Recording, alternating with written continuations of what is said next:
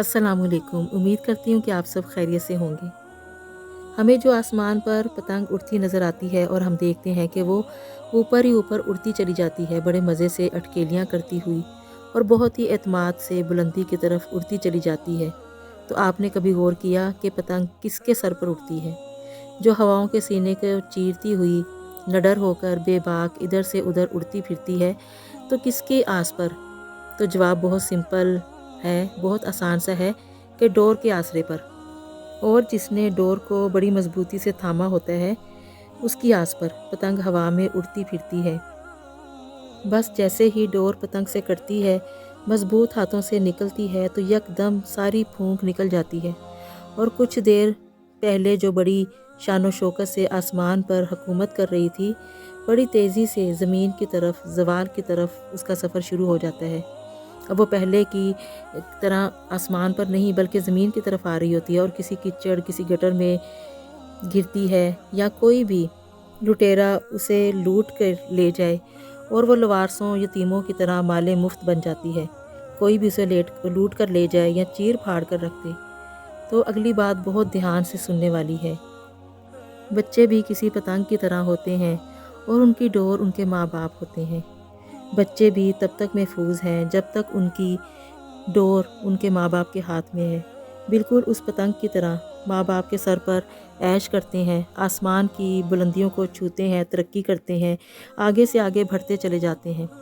फिर इसी तरह बगैर किसी खौफ के पूरे एतमाद के साथ आगे ही बढ़ते जाते हैं, क्योंकि उनको पता होता है कि हमारी डोर मजबूत हाथों में है। उस डोर के सर पर वो एक दुनिया फ़तह कर लेते हैं।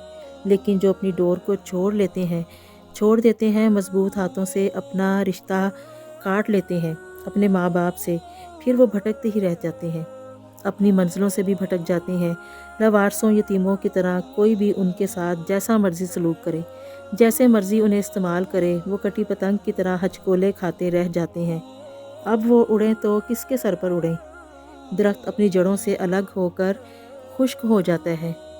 दरख्त अपनी जड़ों से अलग होकर खुश्क हो जाता है, किसी काम का नहीं रहता। आपको भी कभी अपने माँ बाप की बातें बुरी लगती हैं, जहर लगती हैं, लेकिन याद रखें, पतंग गलत सिमत जा रही हो तो डोर को खींचना पड़ता है।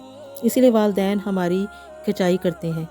पतंग जैसे ही कन्नी खाने लगती है तो डोर को तुमका भी लगाने पड़ते हैं और उसे थोड़ा सा खींचना भी पड़ता है। इसी तरह जब हम भी कन्नी खाने लगते हैं, हमारा किबला दुरुस्त करने के लिए हमें माँ बाप थोड़ा सा सख्ती से तुमके लगाते हैं, तो आपके लिए उनको सख्त स्टेप उठाने पड़ते हैं। बस याद रखें, कभी भी वालिदैन से बदगुमान ना हो। वो कभी भी हमारा बुरा नहीं चाहते, हमेशा अच्छा चाहते हैं।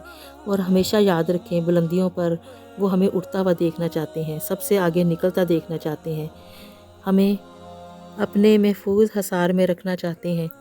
उम्मीद है कि आपको उड़ती पतंग और कटी पतंग का फ़र्क बड़े अच्छे से आपको समझ आ गया होगा, आप जान गए होंगे। तो अल्लाह हम सब का रिश्ता अपने माँ बाप के साथ मजबूत रखे और हमेशा माँ बाप की डोर से जोड़े रखे।